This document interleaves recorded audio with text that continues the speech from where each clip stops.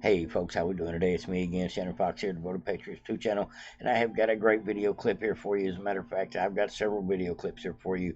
What I did was break down a 47-minute long video with Lara Logan and Clay Higgins.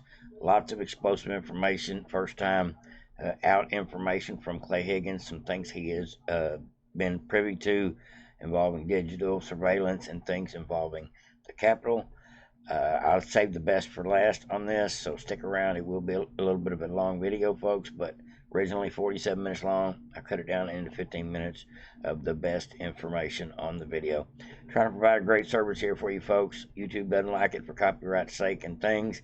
They don't want to monetize me for doing this type of videos where I actually break down other people's videos too much. I don't know what the problem is. But at any rate, I'm not in it for the money. I'm here to bring the truth, help provide a better way of thinking for the people that still are not sure what they're going to do about tomorrow because of the way this country is going at the moment. It's here to bring a little bit of hope and hopefully expose a little bit of this bullshit going on behind our backs and hopefully get our country back with 2024. Donald J. Trump. Now, this is a great video as far as I'm concerned. I watched it and I thought it was just spectacular. So stick around, folks. Nothing but good stuff here. Clay Higgins talks a lot about the buses, what they call ghost buses that were full of what he believes to be federal agents, and several other things in this video that just he breaks it down even a little more than what we heard in the last couple of weeks. Great stuff. Check it out. That we don't know about. We don't know, but I'm telling you, we're in uncharted waters as it relates to the weaponization of our government against the American people. I am not frightened of these people. I've spent my life. And I do want to apologize, folks. The video is a little choppy. I guess my internet at the house is running a little bit slow today. Just bear with me. Serving others. And I love my country. This thing is not going to just slip away. They're not going to take us without a fight. I'm going to fight legally and peacefully and within the parameters of the Constitution that I've sworn to serve. But they're going down. These men in their high perch, in their position of power and authority, that are walking upon our entire history, our deepest core principles. They're not going to get away with it. They have so far. We'll see. Powerful people in this country, they want to make sure no one hears your voice. They want everyone to look at you like a far-right, crazy conspiracy theorist. Is that who you are? No, man. I'm a regular American man. I'm an investigator, police officer by background. I'm going to continue to speak the truth, whether anybody likes it or not. You've always been controversial. I mean, even when you were in Law and League or the Southern Poverty Law Center or someone like that. She went on to say how he was controversial over some of the videos he made when he was a law enforcement officer, about how he was out there to bring down the gangs and just told them basically to bring it. I've actually showed that video in the past before, been months ago, but I like Clay Higgins, so I don't mind bringing any of his stuff. But truth be known, this next part of the video is very interesting from this point forward, as far as I'm concerned, as far as the tidbits of information that we get, as far as, well, you'll see. A domestic terrorist, and these organizations are working very closely with not just social media companies, but with law enforcement. Regular, patriotic American men and women are not terrorists. Let me say the factions within our highest levels of federal law enforcement and our FBI and DOJ and intelligence services, these corrupted men we're discussing, they could be more readily identified and more accurately described as domestic terrorists than me. They're the ones treading upon my individual rights and freedoms. They're the ones spying on Americans. They're the ones traveling great distances to insert themselves into the lives of Americans that are just communicating freely, as is our right. Where you addressed That's Christopher Wray, used for you produced a photograph secret of purposes. what you called ghost Painted buses. over. These two buses in the middle here, they were the first to arrive at Union Station on January 6th, 0500. I have all this evidence. I'm showing you a tip of this iceberg. Your point really was that there were unmarked vehicles full of individuals that have not been explained. Is that right? A ghost vehicle in law enforcement is not an uncommon reference. It's a vehicle that's been purposefully concealed so whereby it's not easy to identify. So no license plates, been painted over from its original cover. In this case, these two buses were totally painted white, like a cheap, fast overspray over all of the markings. So when you have two charter buses show up, the very first buses to show up in Union Station on January 6th. Around 5 a.m.? Around 5 a.m. The initial witness, another charter bus owner, arrived at 5:20. He thought he would be the first to arrive because he knew the schedule of all the other charter buses, and he knew that most of the buses would begin arriving around 6. So this charter bus operator was a very experienced man, very squared away. When he arrived with his couple of buses, these two white buses were to his surprise already there. And he immediately noticed that these buses were odd because they were totally painted over. It was a bad paint job. Folks, if you don't know what this is all in reference to, a couple of weeks ago in Congress, Clay Higgins brought before the Congress the fact that there was two white buses that showed up in the parking garages and were in the bus terminals that ended up in the parking garages. And he's got basically a corroborating witness as to some strange things that were going on as far as these buses, because all the bus drivers knew each other. Most buses have stickers and labels all over them, advertisements, fleet numbers, license plates, all the normal things that you would see on a bus if it was some type of charter bus. He's pointing all this stuff out. Let's let you know, definitely there was something fishy about the buses, and he figures it out. There was no markings, no phone numbers, no company name, totally outside the parameters of the way charter buses are required to operate and by law. So he said these buses are weird, and no one was getting out. So something else that happens within that charter bus driver community is the drivers know each other, and the passengers may stay on a bus if they're especially in a parking lot. They're not ready to disembark yet. Sure.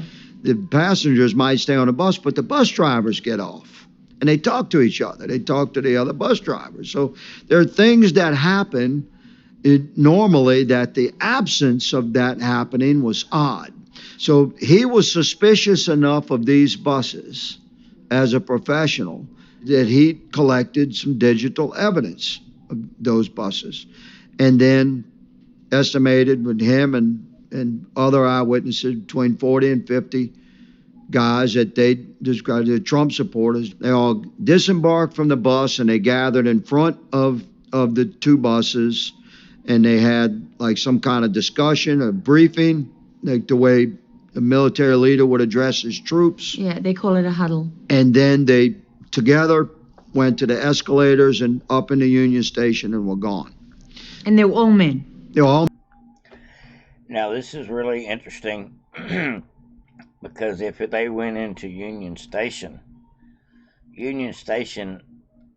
is full of cameras. There's no doubt about it. It is like an airport. There's no in or out of that place without probably digital facial recognition at this point in time, whether most people know it or not. Men in all the Trump regalia. These men were in really good shape. They made comments like, wow, these are real serious Trump supporters, these guys. And they said they all had elbow pads and knee pads and they appeared like they had common equipment, but they were not in uniform. But they behaved in a uniform manner. And we intend to get all of that video evidence from Union Station, from the escalators, from the parking lot. We have other eyewitnesses.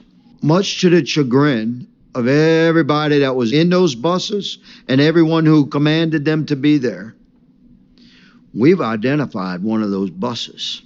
And you know what that means? That means that's their ass. Because a bus is a serial numbered vehicle. And in America, the change of ownership of a serial numbered vehicle is documented. So that means we can begin to trace from the original owner of that bus where it was sold and who bought it, and then who it was leased to and where it disappeared. And then eventually those buses were removed from the Union Station, and we're going to document all of that. So you believe that those buses held undercover officers, not informants, correct?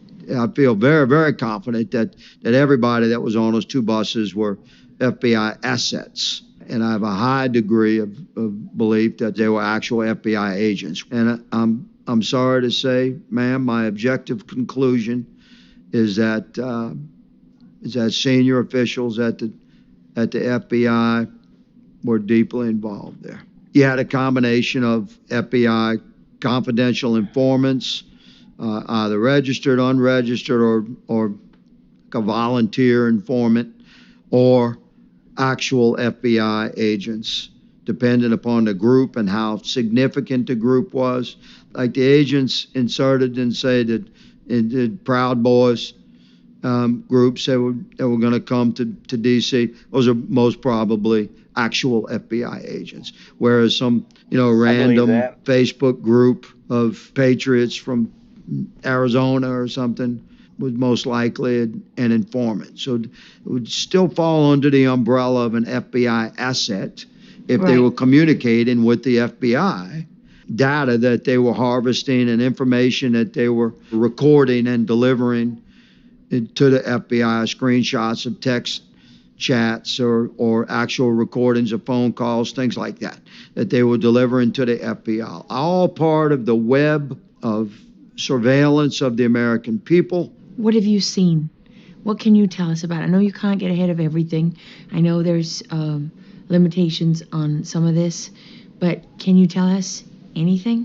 I can tell you that the FBI had established a formula in 2020 that they pursued with all their power and authority to infiltrate groups across the country. It's based on the digital evidence, what you have on camera. With undercover. What he's talking about, I did cut a little bit of that out. What he's talking about is they've actually got text, because the internet, everything on the internet is there forever. A lot of stuff gets deleted, but it's still there forever. A lot of the information that is being backtracked from before January 6th and up to January 6th had key FBI informants, confidential human services, and FBI guys infiltrating these groups, getting in with them and becoming part of the agitators, whether they did it in person or whether they did it just vicariously online. They helped promote the stirring up of the "we got to storm the Capitol" mantra. That's what he's talking about. Operations that were very effective, and they began planting seeds of discord. If you track the text threads, which I've seen some of, again through evidence that I've been able to witness, but I cannot share publicly because it would be in violation of court orders from individuals. But to be clear, this is video you've seen with your own eyes. Yes, ma'am. Evidence that was in criminal cases. Here we go. Is this what it's based on? It's based on the digital evidence, what you have on camera, and supporting evidence for that? I mean, other kinds? Yeah, eyewitness testimony, sworn testimony, affidavits, text messages, emails, and digital footage. Yes, ma'am. A lot of people would say, Clay, you're a lawman, right? That's what we do. We infiltrate groups where we perceive there to be a threat or potential of crime being committed. We have undercover offices. We have undercover assets like informants. This is the bread and butter of law enforcement. What are you complaining They were the criminals. about? They were the threat. Based on There what? We you were go. just Americans. We were Americans that were angry, and we were enraged that our freedoms were being oppressed, and the FBI and the powers that had become corrupted, those bad actors within the federal government that had this authority, they said that these Americans, how dare those Americans challenge the oppression that we're putting upon them? Can you share any of the messages yet that you have said you traced back to FBI undercovers inside? This is intense, folks. This is the second time I've actually gone through it and watched it after I've chopped it up, and wow. Tell me what you think in the comment section down below. It does help with the algorithm get this shared out. Share it if you so choose. This is crazy stuff. I don't know how else to say it. I believe we're going to get to where we need to go with this case. I just hope it gets there sooner than later, because there's people rotting in jail and people headed to jail. People going to be sent to jail still behind this J6 baloney. These groups No, ma'am. and these chats. No, ma'am. Will you share it when Yes, you I can? will. The moment that I'm able to reveal that stuff, I will. You said specifically that you saw that there were undercover police officers who were inside the Capitol before any of the protesters came in. That's right. How do you know that? And can you give us any sense of what that means? I mean, if you clearly have men dressed as Trump supporters walking around inside the Capitol on the other side of police officers who are, to one extent or another, not engaged with them, like they're not concerned about them, then you have Right. a set of closed doors, like exterior doors and interior doors closed, and you have police officers positioned outside, and then in between the two doors, and then on the inside of the second set of doors. The doors weren't open yet. What so if you time have was video, this was a couple of the videos that like Trump was still speaking. And then on the inside, looked like Trump supporters walking around in groups of 5 or 6. So these were clearly Damn. separated physically and by doors and by police officers from the guys on the outside. So any reasonable man would come to the conclusion, when you have videos of the doors being opened and police officers allowing Trump supporters that had gathered at the door to now enter, no violence, just walking in, just come on in, some fist bumps, and come in, a second set of doors open, and then there's a group of Trump supporters on the steps, the interior steps, saying, come on, this way, this way. What does that Any tell you? reasonable man would look at that and say this was a coordinated effort by law enforcement to have these people come in. So who was that? It had to Damn. be, I think it's nefarious force. He's watched enough footage, folks, to see it from different angles, to see the doors were opened. Pretend Trump supporters, feds on the inside, obviously had something to do with the doors coming open. They were there as plants in advance, I guess to maybe do some of the destruction on the inside of the building. They definitely were there to help send people in the right directions, because part of the truth that most people don't know is the Capitol is such a monstrous building that if you don't know your way around, you'll never find the Senate chambers or even the House chambers unless you know where you're going, because it is just that massive. And so they actually needed people on the inside to help direct people to get them throughout the whole Capitol, so it looked like I'm guessing, a bigger breach. This is crazy stuff, folks. It looks like, just from what he just said right there, just my opinion of what he just said right there, that it was planned after there was some violence outside to open the doors and let people in, because we do have video footage of people breaking the windows. That all may have been coordinated like a movie set plot with the timing. And I think in due time we'll find out exactly how this story will unfold. And part of the whole agenda of the FBI with their involvement of this whole thing. We have other evidence, specific observations of police officers, Capitol Police or Metro or both, entering rooms and here in the Capitol in uniform and coming out as Trump supporters and construction workers. So, you've seen that? Yeah. So why has that video not been released yet? One would say that's a pretty good clue. Yeah. The other reason that we believe is just practical to have someone that knows how to get around. I mean, you know yourself, you can't walk around this place and know where you're going. You have to be here for years and years. The Capitol is a maze. That's right, and it's incredibly difficult to get around. You have to know where you're going.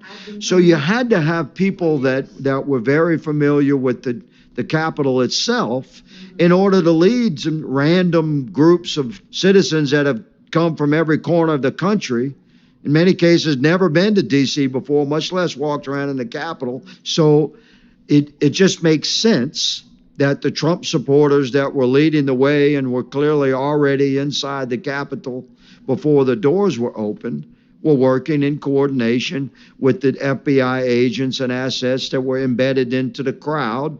In some cases, in these groups, had been embedded for months. This is ugly stuff we're discussing, but the American people deserve to know the truth, and I intend to see that it happens. Every one of these J6 cases that have been prosecuted, the FBI and the DOJ has most certainly been in possession of all the digital evidence that we're describing right now. If we're successful at releasing this evidence, the American people are going to be stunned into acceptance of the reality that our FBI and our DOJ and in some cases head people in our intelligence services have been corrupted by power. Have you seen all the video? I mean, I know it's a lot. I mean, it's a lot. Have you seen the key parts? I've seen many segments of video that most Americans have not seen, that is incredibly condemning. They're so desperate to keep this digital evidence away from Americans, just regular citizens' review, that they're going through quite complex legal maneuvers to stop Americans from viewing this evidence. So every American that's watching this should ask themselves why. Whether you're liberal or conservative, why are you concealing that evidence from me? Why? I have the same questions. If it ain't a shady situation, why did it go down like that?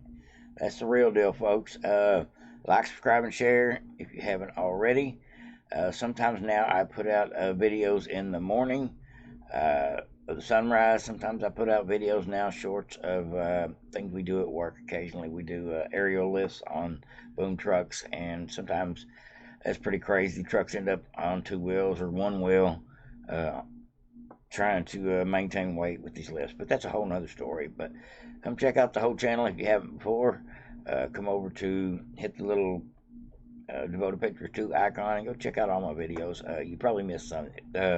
Definitely YouTube doesn't recommend all my stuff. That's a fact. A little bit of shadow ban going on over here because I support America, unlike this commie tube place that I'm speaking to you from. Everybody have a great day. I hope you enjoyed. Interesting stuff, powerful information. The truth's coming out.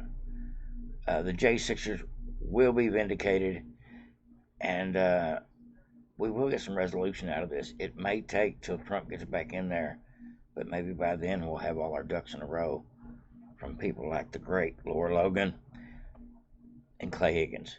Thank you, Jesus. for freedom fighters in this country, like these folks here.